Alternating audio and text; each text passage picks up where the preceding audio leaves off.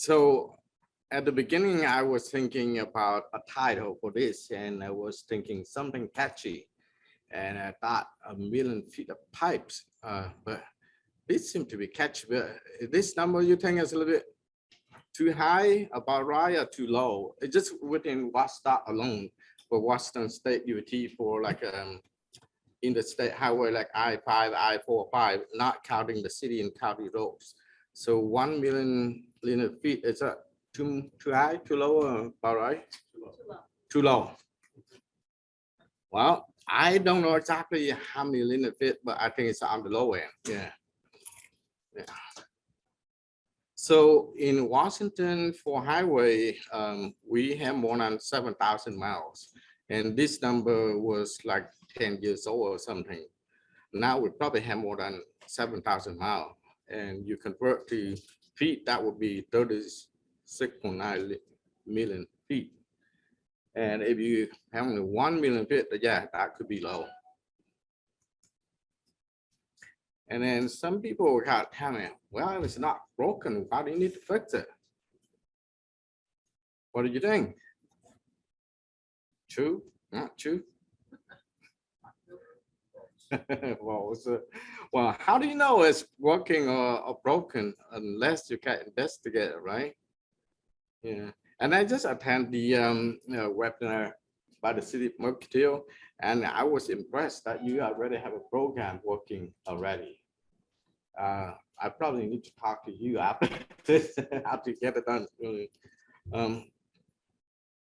So I think these are the issues that I run into, not necessarily that your issue, and you might already have a program for yourself already. But within WSDOT, I don't think we have a program yet. We have a program for assessing culverts, So you know that we have the like a contingent that we have to upgrade all the existing culvert, and some of them could be a fish barrier and make a fish-passable culverts. So we have that program set up and running, but we don't have any program for investing in existing storm sewer pipe. So I think the difference between a culvert and a storm sewer pipe, a culvert is just running perpendicular to the roadway, and storm sewer pipe are connect between the catch basin. And then like a few years ago, my big boss told me that I work with a lot of mega projects like SFI-20 floating bridge, Alex Conway Viaduct, and I-45 programs. And she told me that, Lee, you work with a lot of mega projects. When you work with them, why don't you tell them to replace all the ancient pipe? Because some of our pipe installed like 50, 70, some of them like almost 100 years old already. I said, sure, I would tell them to do it. But then when I tell them, one of the engineering manager told me, sure, I would do it. But Lee, how do you want to pay for that? Where's the money? I said, I don't have money. You go to talk to my boss, back and forth, my boss don't they have money already? So most of the project I'm working with is somewhere between 100 to a few $billion. It's not small project, big project. And then when I go back to the project office, I say, well, you already have money on it. Your project's like $500 million. Can you just spend some money to replace all the ancient pipe? And he told me, yeah, I got the money, but all those money are already allocated for doing something else. I don't have any money allocated for fixing the pipes. If you want to fix the pipe, you have to come up with the money. And go back to my boss again. And my boss said, for every single project, you have some like contingent money. Contingent money is money to pay for some things like happen unexpectedly. And so I go back to the project office. Yeah, then we have some contingent money. So contingent money, it varies from one project to another. Sometimes it's about 5%. Sometimes it could be as high as 12% or 15%. And then the project engineer, that's true, I got some contingent money, but that money I want to reserve or to pay for something else more important. I don't want to use that money to pay for all the pipes. And go back and take the message and go back to tell my boss again. So I keep going back and forth between my boss and the project office. And all I know is like, gee whiz, why don't you two talk to each other? Cut me out, you know.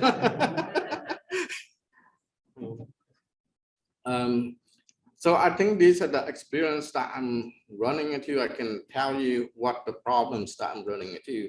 Or can go through the slide and talk about it. So the first thing that, if things are not broken, don't get fixed, but you don't know until you look at the pipes, right? And some of the agency I know that I worked with WSDOT a little bit before, they have some program running already. And for some people, how do you know if the pipe is broken or not? They probably go out there, they stand on one end of the pipe looking in and determine if the pipe is good, bad, or need to be fixed. But that's good if the pipe is really short and a big pipe you can looking in. But what happens if you have like a 100 feet long pipe and it's only like 18 inch or 24 inch? How do you stand on one end looking in and know what's going on between, both ends? You can't. You have to veto it, right? Yeah. And then without a veto, like kind of like a outside you cannot really determine the condition of the pipe. And then when for some of the project, they build all the pipes.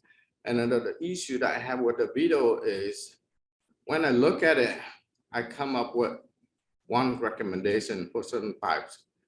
Another person look at it, they come up with different recommendation. My boss look at it, she come up with different recommendation. So now which one to move forward? And then I think in ODOT, they have like a spreadsheet, they have some formula, they put it in, and City Marketeer, I believe they use some software to help them with the determination. I never use any software or any formula to determine the pipe condition and which one to recommend. So I'm not sure how it works. For me, I just look at the video and I can more or less determine if this pipe is okay or not, need to be fixed, or how to fix it. And then I think it really depends on who you're talking. If you have a 3 different opinion, you don't know which one to move forward. So if I talk to like the project office, if he has to pay out his contingent funding, they say, well, this one still look good. Why did you need to replace it, Lee? It could last for some time. And I asked him, some time, how long do you think it can last? And that is like a $1 million question.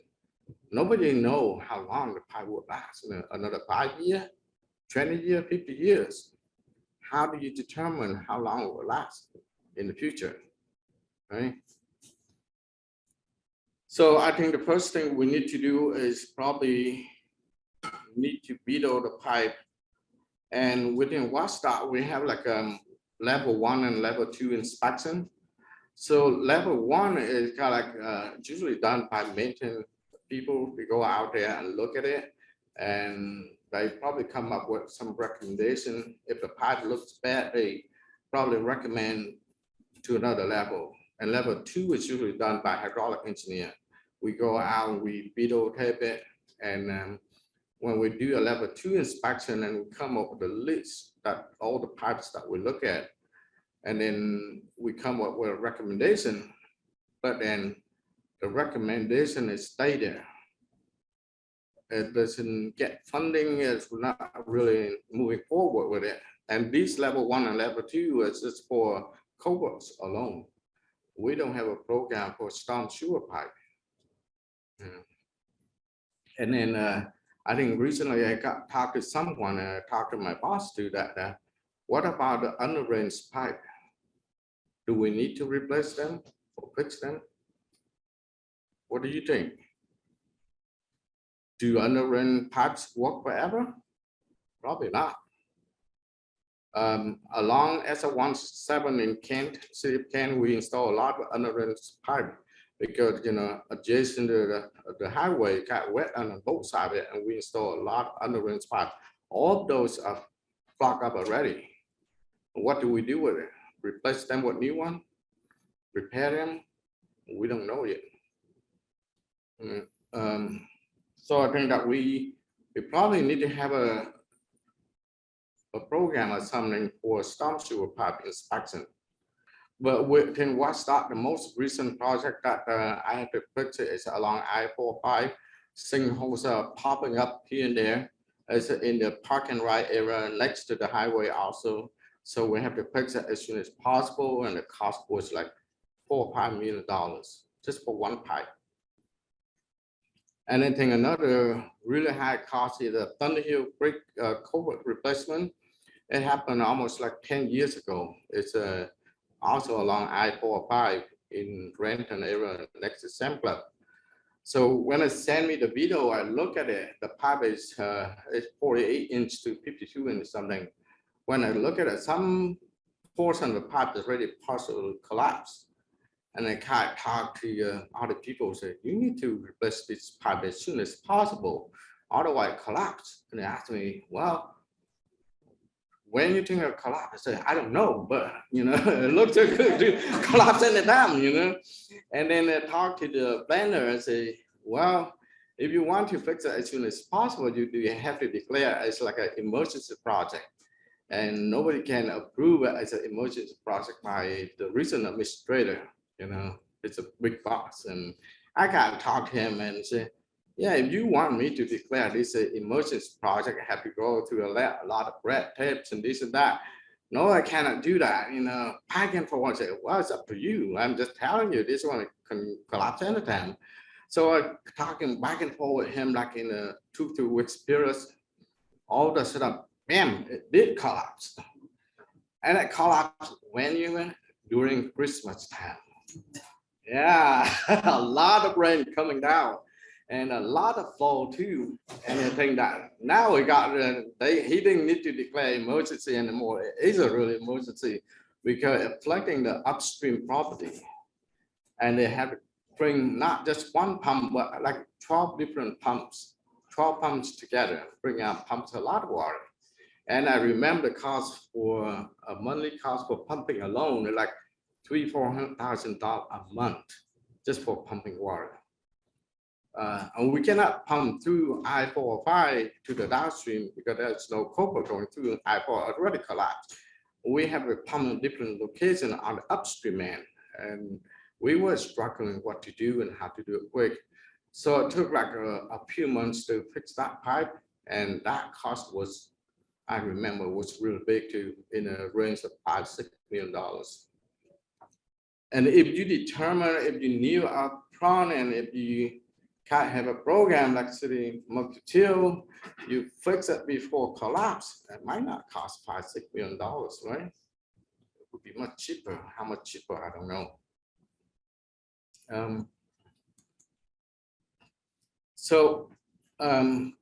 Another question is to replace or rehab it.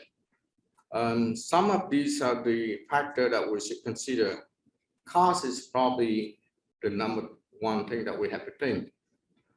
The cost of replace the pipe is probably always, more costly than fixing the pipe. Would you agree? Yeah. But if fixing the pipe would be cheaper, but how much cheaper? When I talk to some project engineer, I said, I don't care. It's even $1 cheaper. I will go with the fixing the pipe. I will not go with replacing it. I said, that's not a wise decision. But since I'm not paying it, he's paying for that. He said, $1 cheaper, I will go fixing. We'll talk more about it later. And talk about schedule. And we have a program, go out there and video the pipes and come up with recommendation. But what do we do with that after we got at least all the pipe that need to be fixed or replaced? So if we have that list, the pipes don't fix by themselves. Somebody have to do something, right? And if you don't put the schedule to be replaced by 2 years, 10 years, that list could stay there for another 50 years. Who knows? Existing condition. So how do you know the existing condition of the pipes unless you video it? I think that's probably the only way, in my opinion, because I deal with a lot of big mega project. The pipes are really long, And without videoing, if you just stand on one end of the pipe looking in, I said there's no way that you can know what's going on inside the pipe without the video. But I know some people, they kind of like vaguely defend themselves. Yeah, I can tell the pipe condition by looking in, or you can look at the pavement. If the pavement at the top it can deteriorate, that is the pipes already collapsed or something. It's like, wow. Well, you wait until the pavement collapse and you know the pipe is collapsed. You've been waiting for too long, And they talk about structure integrity. In our menu, for the hydraulic manual, we say that when you're testing the pipe, or either replace it or put like a pipe slipping thing, you have to take out the hose pipe, like the existing pipe. The slip lining material have to be able to withstand the load alone. But when I talk to other vendors, they say they don't do that. They always include the hose pipe in the calculation. And so, wow, right there, that's the problem. Our policy is your slip lining, have to be able to withstand the load without a hose pipe. And the vendor say, no, we only include the hose pipe here. But if you include a hose pipe, that's fine. If the hose pipe is minor damage, is still more or less intact, that might be okay. But what if the hose pipe already partially collapsed? Then what? And then I talk about structure integrity, and we know that there are different types of different way of fixing the pipe. One of the method is CIPP. I hope you know what CIPP is, right? CIPP, a Q-in-place pipe, and it's a really thin material. You're probably thinking something really thick, but CIPP is like a bicycle tube. The thickness about that is about 1.5 millimeter to 3 millimeter. So if you know how thick the rubber band is, that's how thick CIPP is. And if you put that real thin layer of plastic underneath 20, 30 feet deep without a hose pipe, do you think it can handle the load? No. But a lot of time that I see the contractor, if they want to fix it, that's the method that they want to go to. Why? Because it's easy, it's relatively low cost. And for all the projects I'm working with, most of the time the contractor, they want to use CIPP for all the fixing. And I tell them, no, you have to consider the loading. That material is so thin, I don't think it can handle the load. And they talk about lifespan. In our manual, so either you replace the pipe or fixing the pipe, the new material have to last at least for 50 years. Some of them can last 50 years. Some of them, the vendor claim that, yeah, they can last 50 years, but I asked them, have you installed it like in the last 50 years? So I said, no. So how do you know it lasts for 50 years? You just take the vendor words for random, or do you test it? How do you test it? Feasibility. So some of the pipe is solid pipe along like 5 feet, 10 feet deep. You can easily replace it or rehab it. But what if the pipe is like 50 feet deep and there are wetland on both sides of the pipes? That would be challenging, right? Yeah. And then if it kind of wetland on both sides, and then when you replace or work within the pipe, then you probably require HPA from it. And if you don't have an HPA, you cannot really work on the pipe. And if you have that pipe that deep and you want to replace it, you probably have to go to the tropic, or not just one weekend, could be like a whole week or longer.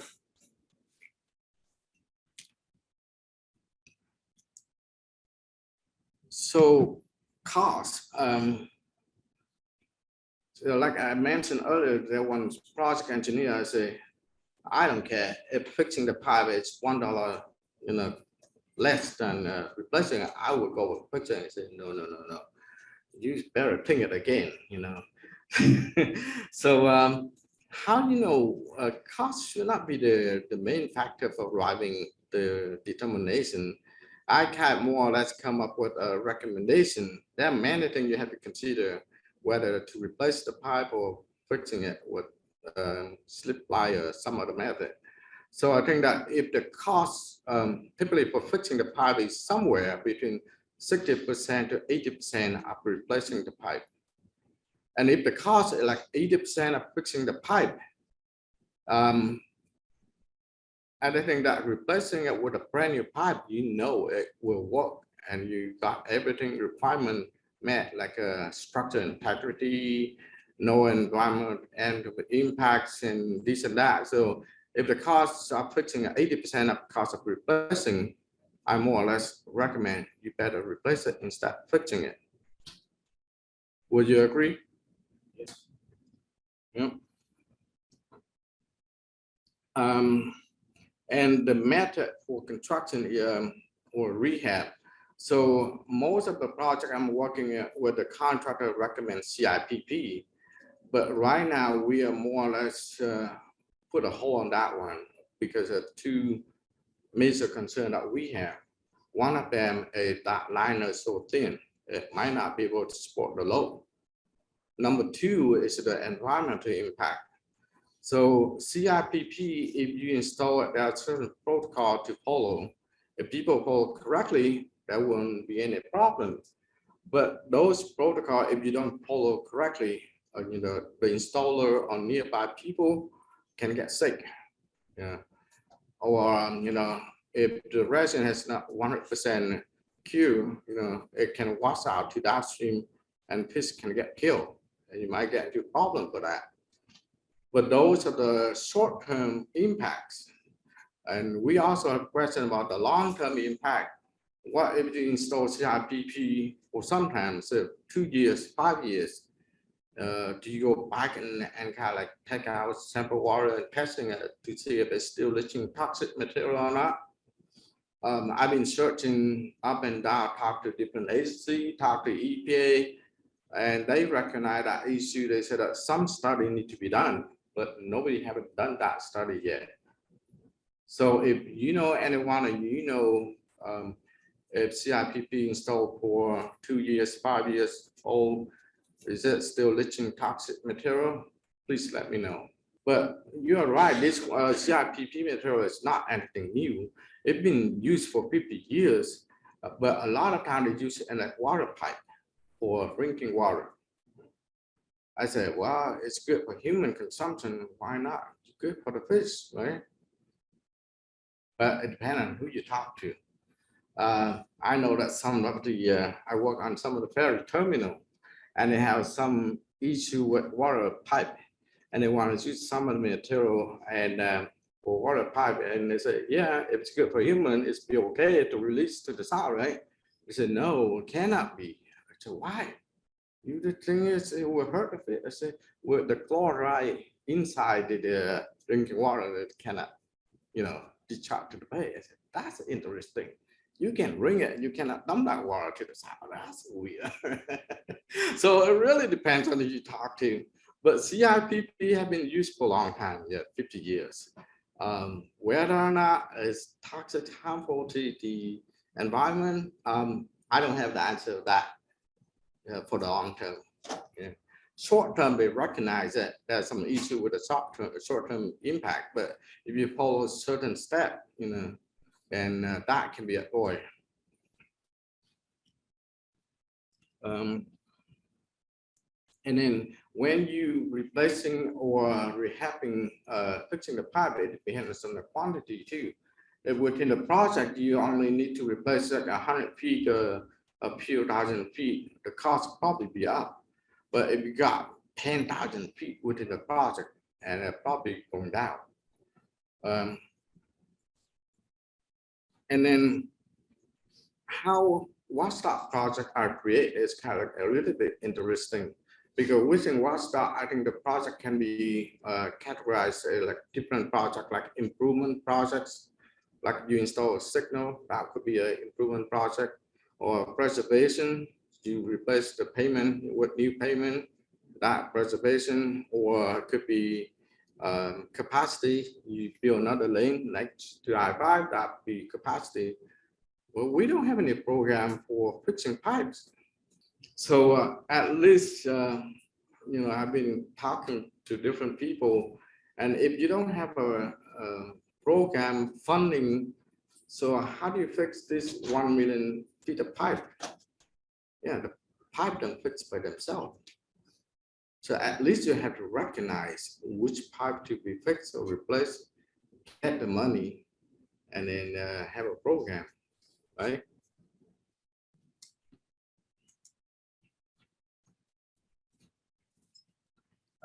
Yeah, here talk about the cost more a little bit. If 80% of the cost of replacing, the recommendation is to replace the pipe instead of fixing it. So you can come up with a cost benefit analysis. I know some people have like a spreadsheet how to do it, or you can just use your own words to rectify it. And I think cost should not be the only factor to determine. Schedule. Now, if we come up with a list of pipe to be fixed, and the ideal is we want to fix it as soon as possible, but that's not the case for most agencies. You don't have funding available to fix all of them as soon as possible. So if you cannot fix all the pipe at once, you have the project out in the future. And some pipe, yeah, if it already partially collapsed or something, yeah, you want to fix it as soon as possible.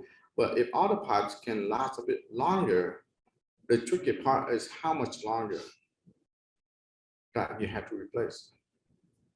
And then in Washington, WSDOT, we got a lot of pipes that are already really old, 50 years or older.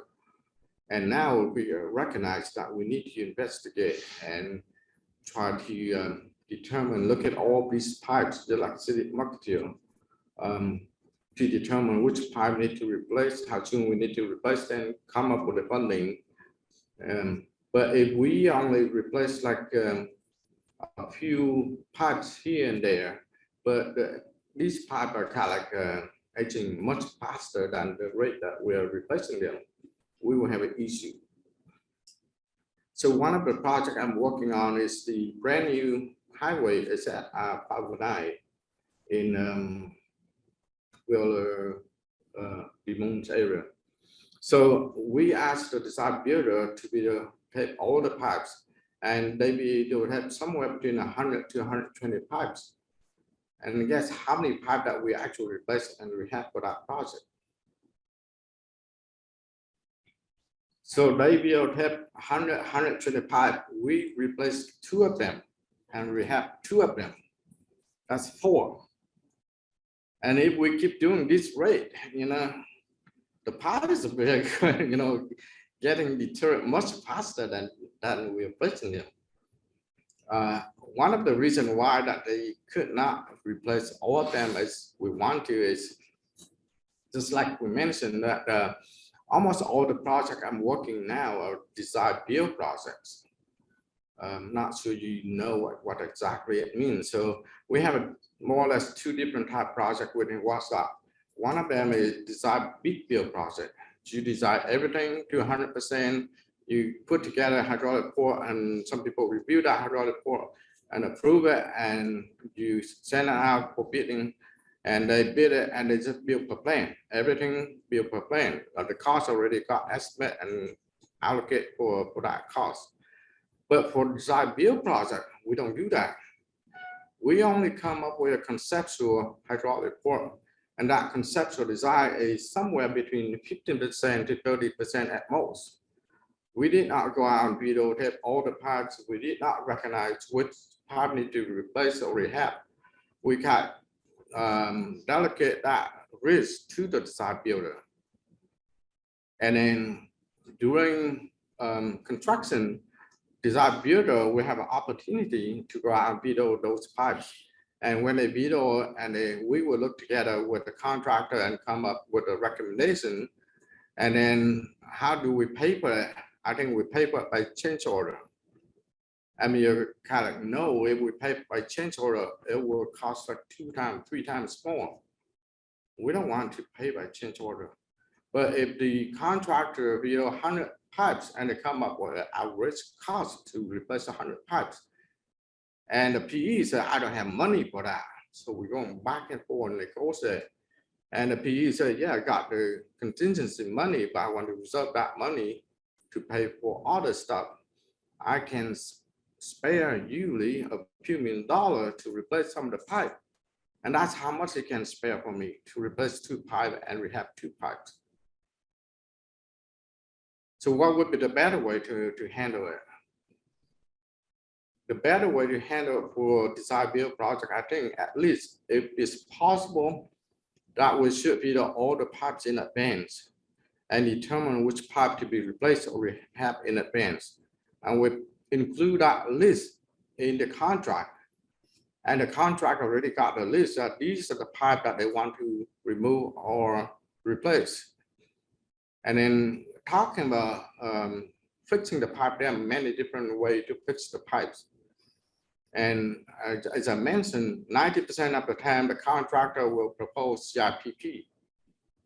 And we say, no, we don't want CIPP because CIPP will be the cheapest way to do it, the easiest way to do it. So what could be the other acceptable method? We probably prefer like HDPE liner or PVC liner. Some of the method like spraying, like spray with cement or polymer to the pipe, but spraying it, the pipe have to be at least 36 inches or bigger. Or the pipe is too small, you cannot do spraying. And HDPE, the liner itself, it could be somewhere half of an inch to an inch thick. So that one, I believe, is strong enough to be able to withstand the load. And in my last 50 years, Stark have a proven record already for HDPE pipes or PVC pipe. For CIPP, they claim it can last 40 years, but I don't know how long that will last. Especially so thin and a location that you got a lot of sediment or sand in the flow, that 1/2 millimeter can wear out very quickly. And for spraying, sometimes they can use wire mesh or reinforced steel bar to supplement the load. Well, I don't see that happen very often. Most of the time, what they propose is CIPP, and we can reject that. So second best is to do HDPE or PVC liner. The issue associated with HDPE or PVC liner is when you do the liner, the pipe diameter will be reduced. And when it reduced, it doesn't mean that the flow capacity will be reduced. It could be reduced because sometimes if your existing pipe is like 4 metal pipe, the end value is like 0.024, something like that. And with the HDPE liner, the end value is 0.009. So if the end value is lower, the flow capacity will be increased. But at the same time, the diameter got reduced. The flow capacity also got reduced. So you have to really crunch the number and see, if it's still meeting the existing flow capacity or not. And then also that a lot of people analyze flow capacity using it like a storm sewer pipe, just a Manning equation. And that would be correct for like storm sewer pipe, but for culvert pipe, culverts, they are analyzed differently, right? They analyze the inlet flow or outlet flow control flow. So you have to use the correct method for analyze the flow capacity. Existing condition report, and this is the one that I said that I wish that we done this upfront, before going out to bid. And we already know the existing condition and we already know which part to replace or rehab, that would be better. But we kind of like leave this risk to the job builder. Most of the time, the cost, they will be higher, But then when I go to construction, I remember one of the projects we had got like somewhere around 50 crossing culverts. And we tell the design builder that you can either replace this culvert or fixing them. Guess what? They propose fixing all the crossing. They don't want to replace the pipes. Replacing is more problematic and costs more. And when they come back with the proposal, we'll fix the pipe instead of replacing the pipe, we have to either look at it and either recycle or accept that proposal. And if we can't recycle, we have to, must have a reason for that. If we don't have a reason and the design builder or contractor, that's what you say in the contract. I can either replace them or fixing them. Now I'm not going to replace them, I'm fixing them. So we talk about, okay, so you know that replacing them will cost more and fixing them will cost less. And guess what? Sure, I know that. I give you some money back. And how much do they give back? Probably just enough for our office to go out for ice cream. I'm gonna exaggerate, but man, so we talk about it. So in the next project, we say, you have to come up with a way if they give it back. How much back? $1 for each pipe, $2 for each pipe. If you don't say anything, I say, I will take your whole office for ice cream, or if you want, I can take you to Hawaii for, for vacation. That's how much they gave me back. No, they bid pro and just give you some idea how much it would cost to replace or fixing the pipe. Right now, we're working on the I-pipe payment we have from downtown Seattle to North Gateway area. It's about 17 to 18 miles or so. Guess how much would it cost to fixing the pipe and replace some of them? Can you guess? About 18 miles long. That area is really congested, a lot of traffic going every day. So the first cost estimate come back is $38 million. And it's a 38, that's way too much. We need to bring it out. So they bring it out to like a 31 or $32 million. That's still way too much. So how much lower can we go for, you know? Then we have to chop it up some more pipe that we're not fixing. But the dilemma, how do you know which one to leave out? You know, if you have like 5 children, you love them all, right? You don't love 4 of them and kick out you. So yeah, those are the issues that we're running into. Guess I need to keep moving here. And some of the pilots were very obvious to make that determination which one to replace or rehab. This one, obviously, that you need to fix it, and probably replacing it would be the correct way to do it. But sometimes, like this pipe, for example, you probably cannot see very well, but the pipe is like about 200 feet long. But in the middle of the pipe, if you look at the existing plan, it like I got a 2% slope consistently. But in reality, the soil at that location, something happened, the pipe is sagged down like this. And if you fix it with CIPP or some type of liner, sewer can seal all the holes, but you will not fix the slope. And when so a lot of sediment can deposit in the middle of pipes. So if you want to fix it, you have to really know what's wrong with the pipe and fix it correctly. And this one is only sagged in the middle. There was some pipe that it got the slope that can go up and down like this. How do you fix that kind of pipe? Putting a liner, that won't be a correct fix. And then another thing that we say that in order to investigate the existing condition, most people just video the pipe. Video pipe is good, but you only see what inside the pipe. Is that all we need to know? Probably not. What else do we need to know? You need to know what's outside the pipe. Sometimes we have void, you know, on top of the pipe, on the side of the pipe, or the bedding is already totally gone. But how do you investigate what's going on outside the pipe? Do you have any idea? Radar can penetrate to a certain depth.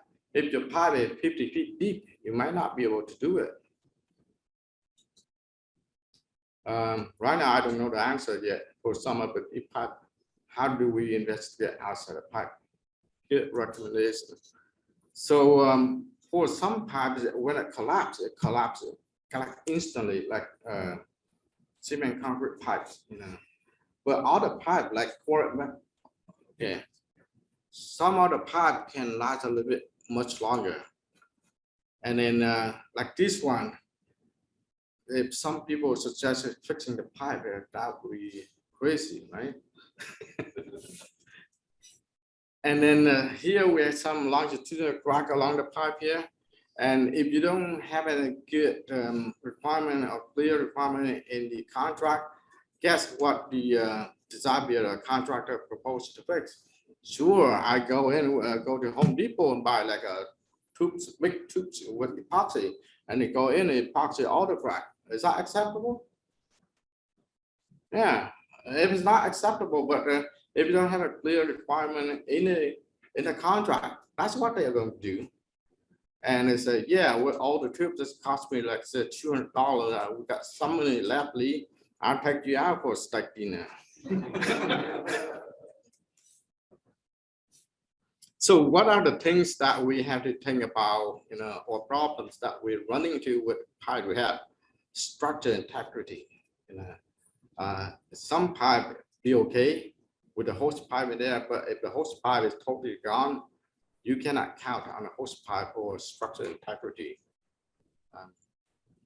And then also, if people look at the same video, 3 different people might come up with 3 different recommendations. How do you come up with a method for 3 people look at it and come up with the same recommendation? That would be an art.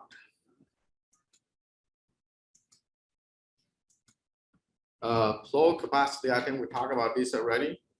You know, if you use like HDPE pipe, the diameter will be reduced. You have to analyze correctly. Culverts will be analyzed differently than storm sewer pipe. Lifespan.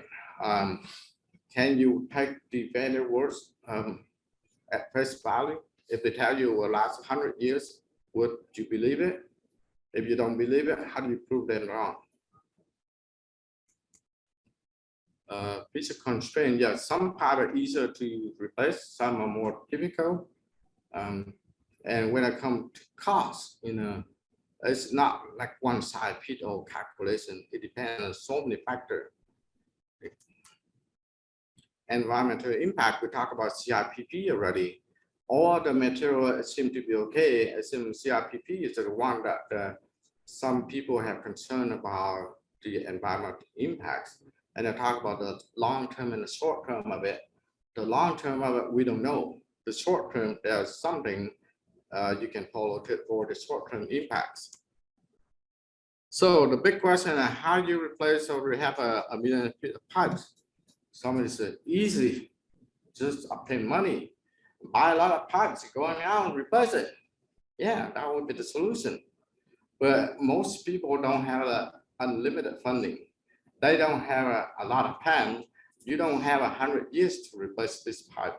You need to replace this pipe is probably as soon as possible if they're about to going down. You know, if money is limited, same thing is with schedule.